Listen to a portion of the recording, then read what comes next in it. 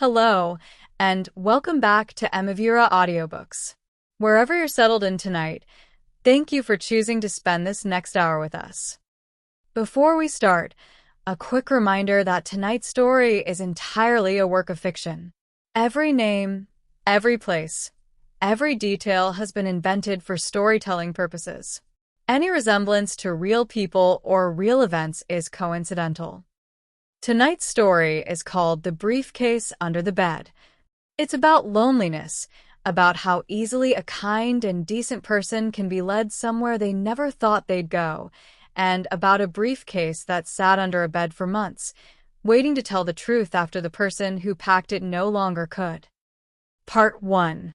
2 deaths, 3 months apart.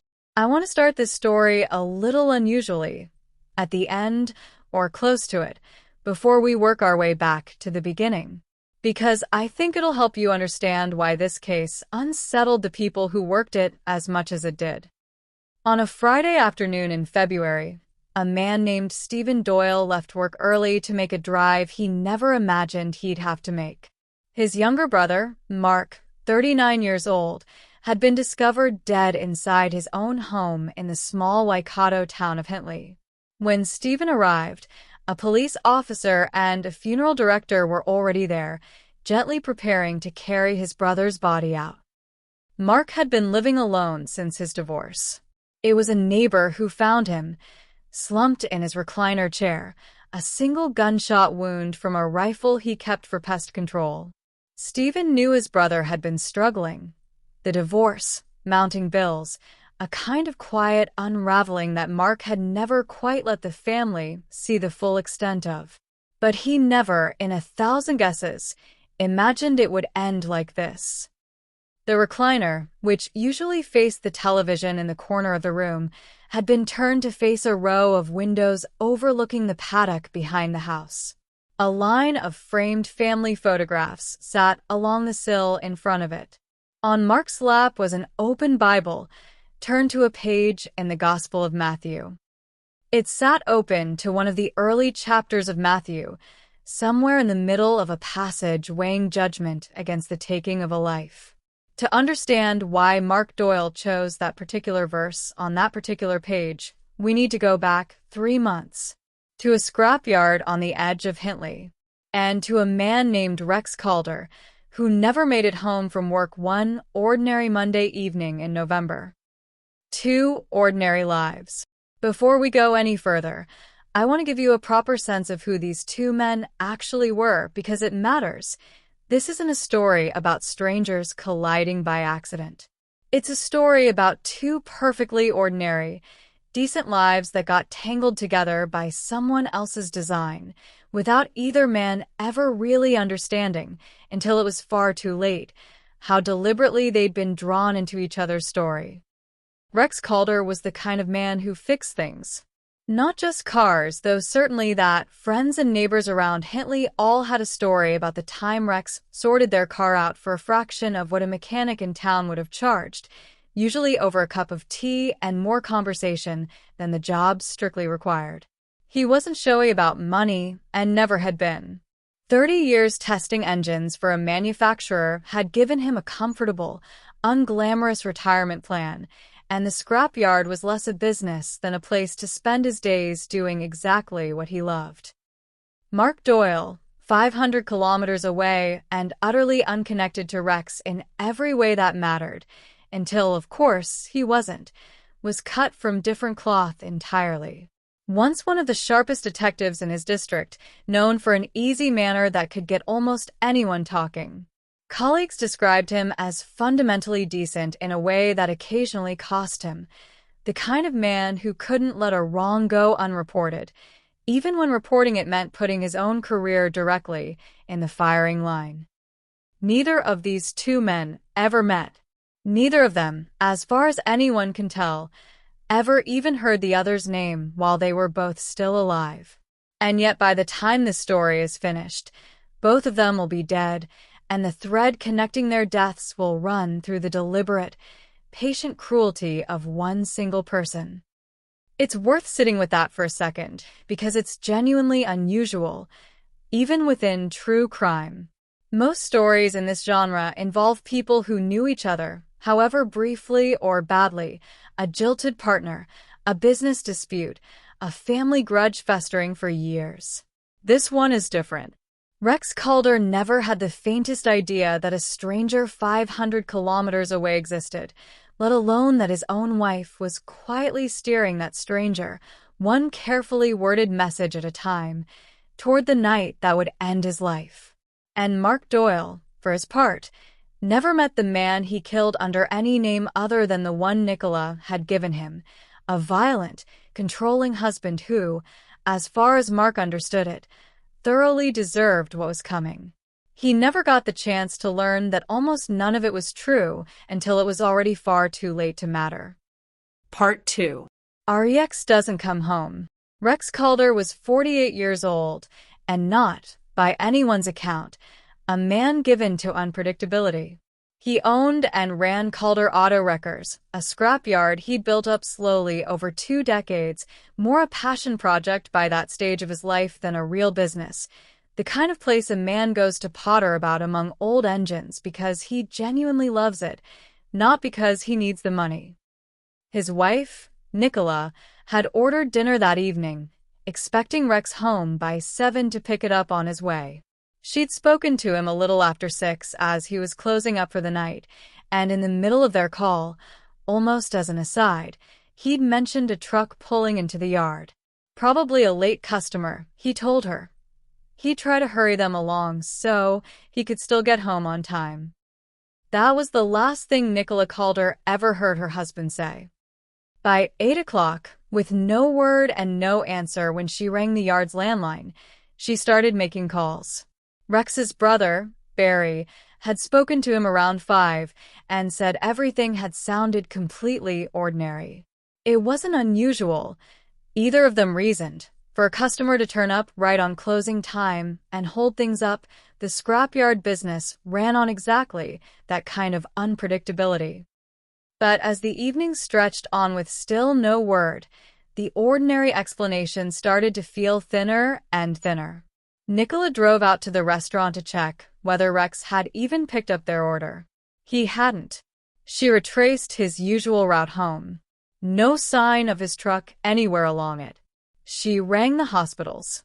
She rang the police non-emergency line. Nothing. Eventually, Barry agreed to drive out to the yard himself, in case Rex had been hurt on the job and simply couldn't get to a phone. He arrived at a dark, silent property well after dark, drove the long gravel driveway past row upon row of gutted, rusting cars, and let himself into the small office at the far end. What he found, behind the front counter, was his brother, face down on the floor, a dark pool of blood spreading out around him. Rex Calder had been shot at close range. Part 3. A cold case. News of Rex's death moved through Hintley fast, the way it does in a town small enough that everyone either knew him personally or knew someone who did. He was universally well-liked, an easygoing, unhurried man, 30 years into a career testing engines for an automotive manufacturer before he finally bought the scrapyard for himself, more a labor of love by then than any kind of necessity. Nobody could think of a single enemy he'd ever made in his life. The yard itself sat on an isolated stretch of road at the edge of town, wrecked cars stacked in long silent rows leading up to a small office with a single window overlooking the driveway. It attracted the usual mix of home mechanics hunting for cheap parts and specialists after something rarer, and, inevitably, its share of less savory characters drawn to a business built around buying and selling things nobody asks too many questions about. Investigators considered robbery early on. Rex's wallet was missing, along with the cash he was known to keep in his shirt pocket to make change for customers. That detail took on new weight once Nicola told police that a former employee, a man who owed Rex a significant amount of money, had been under investigation for running an unrelated fraud scheme through the yard. Fraud investigators had, in fact, been scheduled to interview Rex about it the very day before he died. The meeting never happened. He wasn't at the yard when they came looking for him. The former employee's own brother, who still worked at Calder Auto, told detectives something that immediately raised the temperature of the investigation. Weeks earlier, he said, he'd overheard his brother talking about wanting Rex gone over the debt between them. The morning after the murder, he claimed his brother had told him he'd sorted his problem out at the yard. It was on paper exactly the kind of lead a homicide investigation hopes for. It was also, investigators quickly recognized, a fragile one. The brother giving the statement had a mild intellectual disability and a well-documented tendency to tell people whatever he sensed they wanted to hear, which made him, however sincere, an unreliable witness to build a prosecution around. When detectives interviewed the former employee directly, he denied any involvement in the murder outright, though he readily admitted to petty theft and fraudulent dealings at the yard during his employment.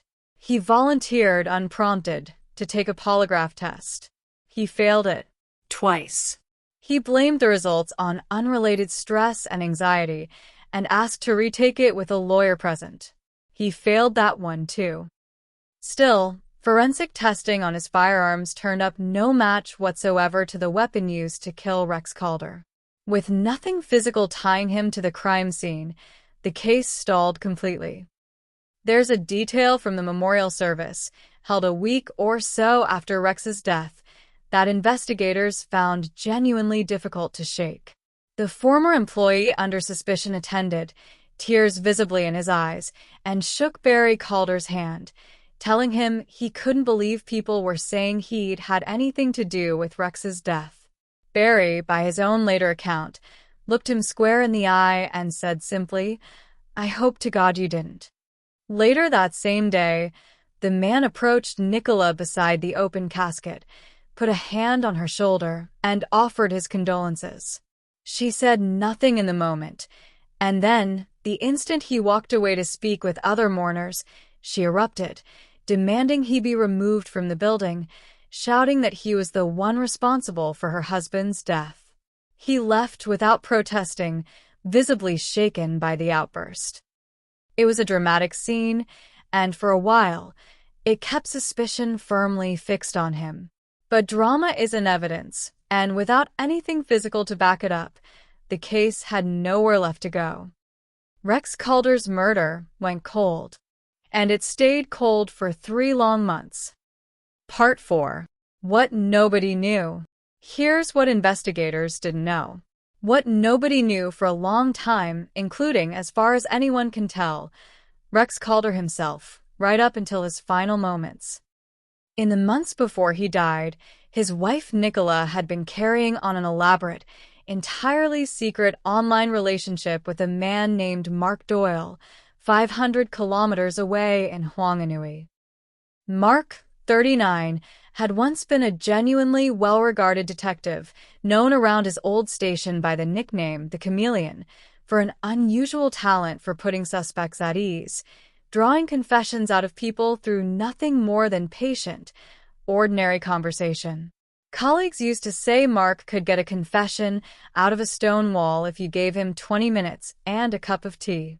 He held one of the highest case clearance rates in his entire district for years running, and by every account, he genuinely loved the work, not the power of it, but the puzzle of it, the quiet satisfaction of getting to the truth of something and helping people find some kind of resolution on the other side.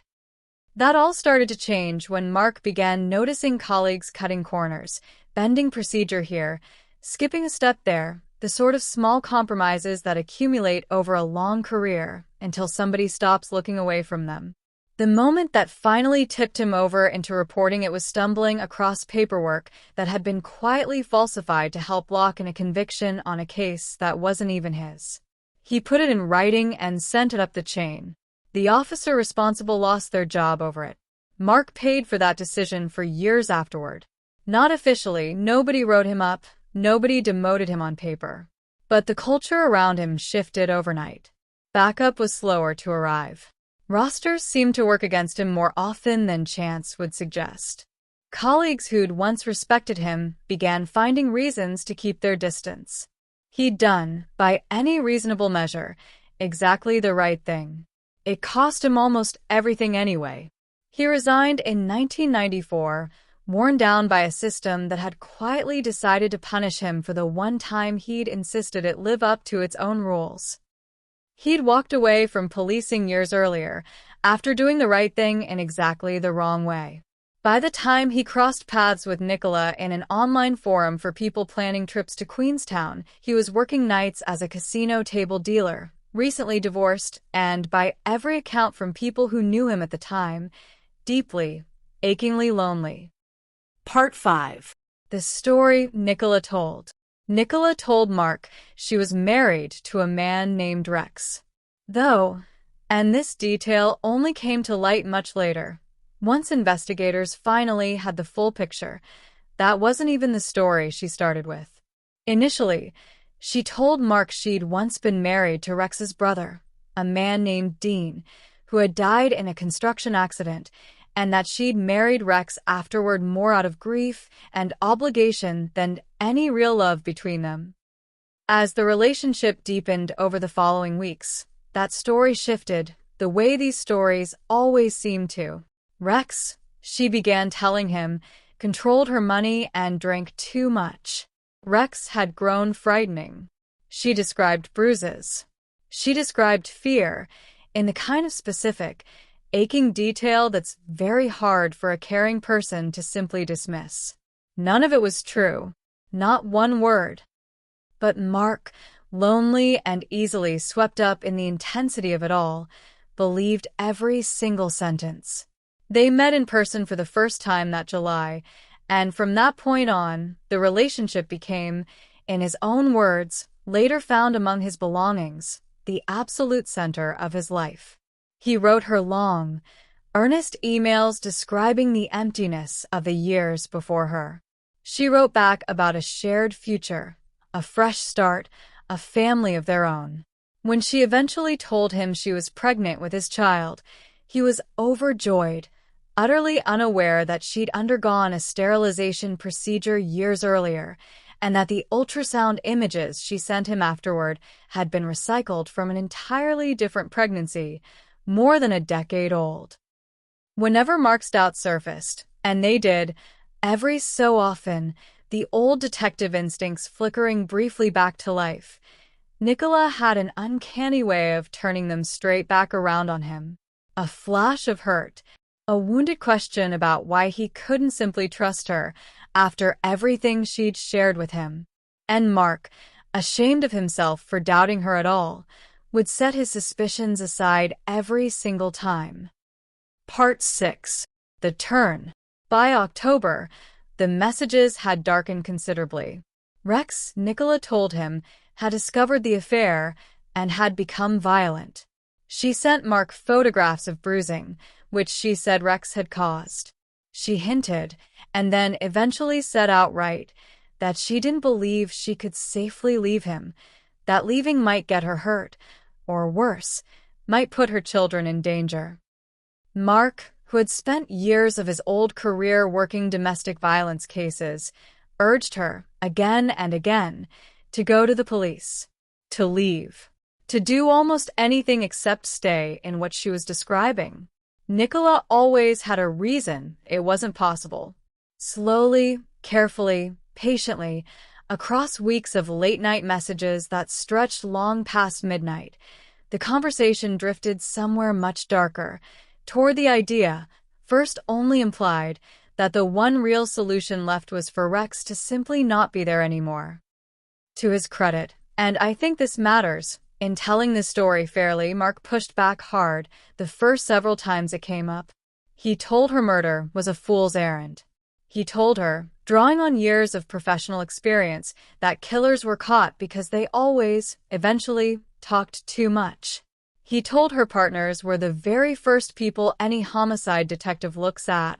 Nicola would back off whenever he resisted. And then, days or weeks later, she'd find her way back to the exact same conversation from some new angle entirely, wearing him down one exhausted, guilt-soaked exchange at a time. It's a pattern anyone who has studied coercive manipulation will recognize instantly. withdraw, return, withdraw, return, each cycle asking a little more than the one before it. Some of those messages survived, later, in the briefcase Mark would leave behind, and reading them back, investigators said, was one of the more unsettling parts of the entire case file. At one point, according to those preserved exchanges, Nicola wondered aloud whether anyone would suspect her if Rex simply died under mysterious circumstances, given how the two of them were viewed publicly as the picture of an ordinary, happy couple. Mark told her flatly it was a bad idea, that killers were caught because they always, eventually, said too much to someone. Loose lips sink ships, he wrote back. Nicola relented, at least on the surface. Fine, she replied. You've scared me out of it. Then, within days, she'd circled back to the exact same territory from a different angle, as though the conversation had never happened at all. By early November, she had stopped hinting altogether. She laid it out for him in careful, practical detail across their messages. Where to go, what time, what to bring, what to say if anyone asked him anything at all. She would stay home that evening, she told him, arranging a takeaway order as her own alibi. All he had to do, she said, was go. On the first Monday of November, Mark Doyle got in his car in the middle of the night and drove from Whanganui to Hinckley. He arrived at Calder Auto Wreckers a little before closing time, walked into the office, and shot Rex Calder as he sat behind his own counter. He took Rex's wallet and the cash from his shirt pocket, exactly as Nicola had instructed, to make it look, to anyone who found him, like a robbery gone wrong. Then he drove home through the night, dismantling the weapon piece by piece along the way and scattering the parts across a string of rural roads where they were never recovered. Part 7. Everything falls apart. Mark expected, after everything Nicola had promised him across nearly a year of messages, that this would finally be the beginning of the life they were supposed to have together. Instead, she pulled away almost immediately. His calls went unanswered. His messages, once so warm and constant, were met with cold, one-line replies, if they were answered at all. A month later, unable to bear the silence any longer, Mark drove to Hinckley unannounced. They spent one more night together, during which, astonishingly, given everything that had already happened, he proposed marriage and she accepted. Then the silence returned, this time for good. Mark's life began to unravel in earnest. Scrolling through her social media one evening, he found a recent photograph she'd posted with another man entirely. When he confronted her about it, she admitted, with what witnesses to the messages later described as a striking lack of ceremony, that she'd already moved on. Devastated and slipping fast into a kind of desperation that frightened even the people closest to him, Mark threatened to expose everything, the messages, the plan, the murder itself, unless she paid him. Nicola, shaken for what may have been the first genuine moment in the entire relationship, offered him a few $1,000s to stay quiet, along with a warm, carefully apologetic message urging him not to do anything reckless. Mark accepted the offer. The money never came. Part 8. The Briefcase. In mid-January, Mark wrote Nicola one long, bitter message, finally seeing, in his own words, the manipulation for exactly what it had always been. Not long after that, he began quietly planning his own death.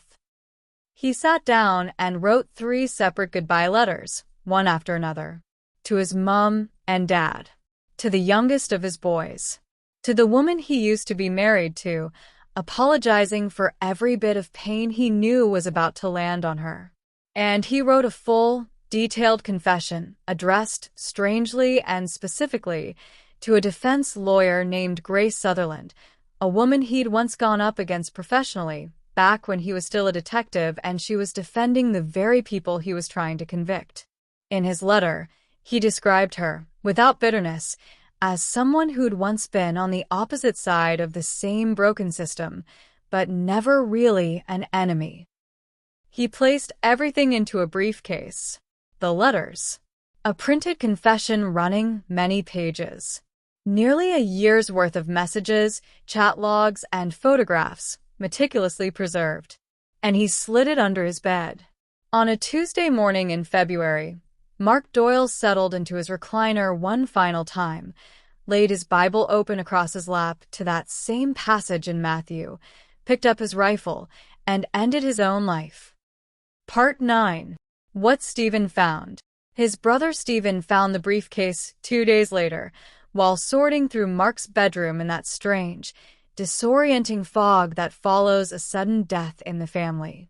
He remembered, only once he actually saw the case sitting there under the bed, an odd conversation from months earlier, Mark mentioning almost in passing that there was a case under his bed and that if anything ever happened to him, Stephen would know what to do. That earlier conversation, it turned out, hadn't come entirely out of nowhere, and once Stephen understood the full timeline, months later, it would take on a very different, much darker meaning. On the very night of the murder, back in early November, Mark had rung Stephen with a simple story. He was off to the family's old holiday place by the lake for a night or two, just needed some space to think. Almost as an afterthought, right before he hung up, he mentioned the briefcase tucked under his bed and the odd instruction that went with it. If he hadn't surfaced again within 48 hours, Stephen should go and get it and do exactly what it told him to. Stephen, confused but not especially alarmed. Mark had always had a slightly theatrical streak, even as a kid, told him to just enjoy the break and stop being so dramatic about it. Mark laughed it off. There was no lake cabin. By the time that call ended, Mark was already on the road to Hinckley. 2 days later, right on schedule, he came home again, seemingly himself, and never brought the briefcase up a second time. Stephen had genuinely forgotten about the entire exchange by the time February came around. It was only staring down at the case itself, months later, that the memory came rushing back with an entirely different, sickening weight attached to it. At the time, Stephen had barely registered it. Now, staring down at a locked briefcase with an envelope taped to the front reading, in Mark's unmistakable handwriting, "Do not open alone," he understood exactly what his brother had meant. The envelope carried contact details for Grace Sutherland. Stephen called her that same afternoon. Grace, by her own account, was stunned into silence for a long moment on the phone. She and Mark hadn't spoken in years, not since their days facing off across courtrooms on opposite sides of cases that, more often than not, Mark's careful detective work had won. She'd always respected him, she said later, precisely because he never played dirty, never cut corners, even when it would have made her job as a defense lawyer considerably harder. Learning that he'd taken his own life, and that her name and contact details had been sitting in an envelope under his bed for months in case something happened to him, left her shaken for days afterward. Cautious and genuinely unsure what they might be dealing with, the two of them arranged for police to check the case for any danger before it was opened properly. Once cleared, what they found inside was staggering. Nearly a year of an entire secret relationship, laid out in exhaustive, heartbreaking detail, hundreds of printed pages of messages, photographs, and, at the very center of it all, a written confession that named Nicola Calder, in plain and specific terms, as the architect of Rex Calder's murder. It was, investigators would later admit, an almost unbelievable stroke of luck, one born entirely out of one broken man's desperate need to be believed, even after he was gone. Because when detectives finally checked Nicola's own devices, they found absolutely nothing. No messages. No browsing history. No trace whatsoever of the relationship that had, according to Mark's briefcase, consumed an entire year of both their lives. Without that briefcase, sitting quietly under a bed for months, waiting. The connection between Rex Calder's murder and his own wife might never have been made at all. Part 10. The Interview. When police sat Nicola Calder down for questioning, she denied everything beyond the barest acknowledgement that she and Mark Doyle had once spoken online. No affair, she insisted. No plan. No manipulation, and absolutely no involvement in her husband's murder. She was reminded, more than once during that interview, that she was entirely free to end the conversation and leave at any time. She stayed anyway. And the longer she talked, the more her account came apart at the seams. She contradicted herself on small details, then larger ones. She dismissed the printed messages, hundreds of pages of them, in her own unmistakable turns of phrase, as somehow fabricated, without ever quite explaining how or by whom. Detectives read her own words back to her, verbatim, and watched her grow visibly, unmistakably frustrated, circling the same denials over and over as though repetition alone might eventually make them true. She was charged with conspiracy to commit murder and with being a party to murder. Part 11. Trial. Nicola Calder stood trial the following year, presenting herself throughout as a victim in her own right.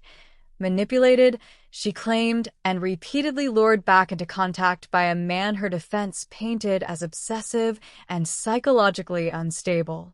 On the surface, it was a plausible enough story. It held together, more or less, right up until the Crown produced a single photograph, one Nicola herself had sent Mark from their very first meeting the previous July, inscribed on the back in her own handwriting with a specific date. A date that flatly contradicted her sworn testimony about exactly when their relationship had actually begun. It was, in the scheme of everything else, a small lie. It was more than enough to unravel the rest of her testimony in the jury's eyes. They found her guilty on every count. Justice Helen Marsh sentenced her to life imprisonment with a minimum non-parole period of 20 years. Before sentencing, Barry Calder addressed the court directly on behalf of the family. He spoke about growing up alongside his brother, about the scrapyard that had become as much a second home to him as it ever was to Rex, about the strange, hollow feeling of losing a sibling to violence and then discovering, months later, that the person responsible had been sleeping beside him in his own bed the entire time.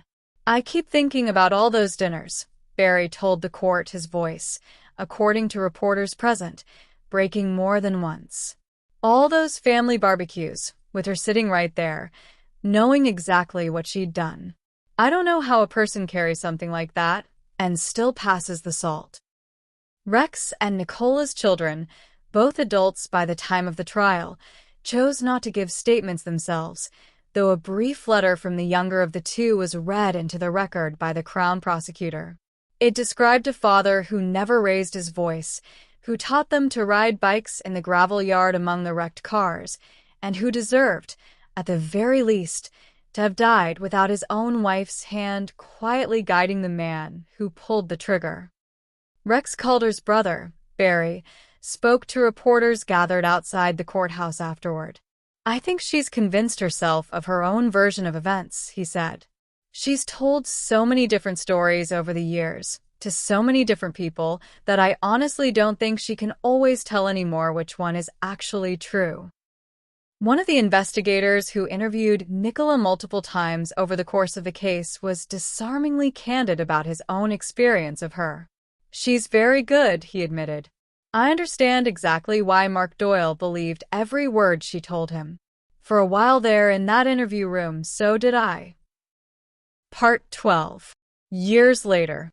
Nicola pursued appeals for years afterward, and in a legal twist almost nobody saw coming, a higher court eventually found that Mark Doyle's confession should never have gone in front of the jury at all, the argument being that a dead man can't be cross-examined about a single word of what he wrote, and that unfairness had to count for something.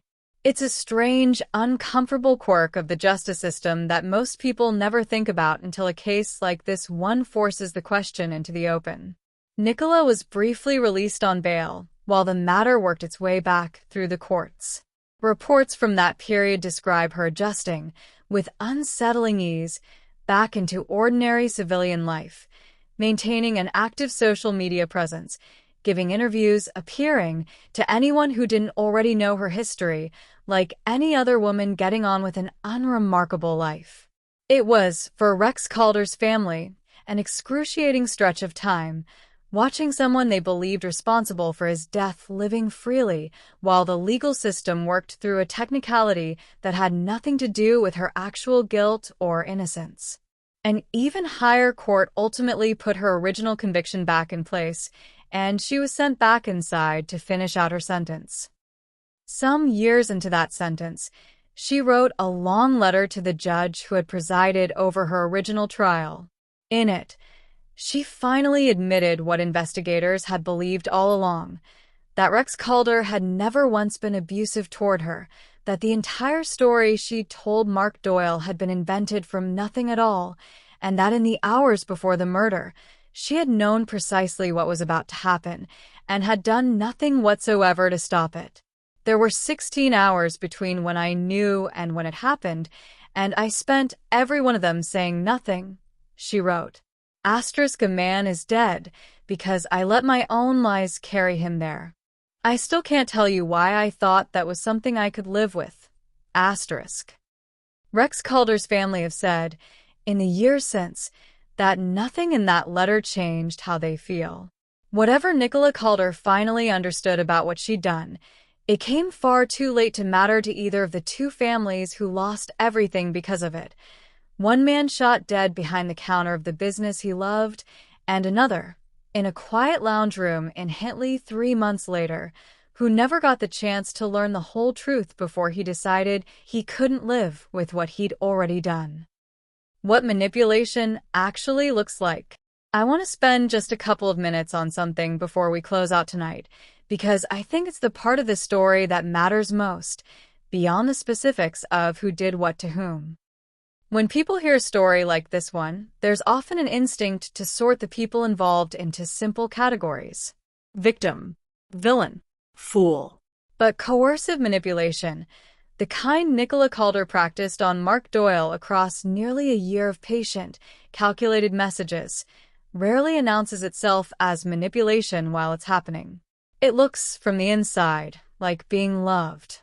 It looks like finally being understood by somebody after years of feeling invisible. It looks like a person who needs you, specifically you, in a way nobody else ever quite has. The psychologists who study this kind of dynamic point to a few recurring features, and this case has almost all of them. Isolation, a story that makes ordinary caution look like a threat to the relationship rather than a reasonable response to it. Escalating urgency, a crisis that always seems to require an immediate decision, never leaving quite enough time to think things through calmly. And intermittent reinforcement, warmth and withdrawal, arriving in an unpredictable rhythm that keeps a person chasing approval rather than ever feeling secure in it. Nicola Calder used every single one of these, whether by careful design or simple, practiced instinct, and she used them on a man whose entire career had trained him to spot exactly this kind of pattern in other people. That's really the detail I keep coming back to telling this story. Mark Doyle knew, professionally, better than almost anyone, what manipulation looked like from the outside. It didn't save him. I don't think that's a flaw in him. I think it's just the truth about how good some people are at this, when they're determined enough to be good at it. This has been The Briefcase Under the Bed, a work of fiction, inspired loosely by the strange, heartbreaking cases that occasionally surface in the true crime world, but with every name, every place, and every specific detail reimagined for tonight's telling. And that's where we'll leave tonight's story, here on Emovura Audio Books. I mentioned at the start that this one deals with themes of manipulation and suicide, and I want to close by saying gently, If any part of tonight's story felt a little too close to something you're carrying yourself, please know that support exists, and reaching out for it is never a small or embarrassing thing to do. You deserve people in your corner who see you clearly, the way Mark Doyle so badly needed and so tragically never quite found. Until next time, this has been Emovura Audiobooks. Be kind to yourselves, be kind to each other, and we'll see you in the next story.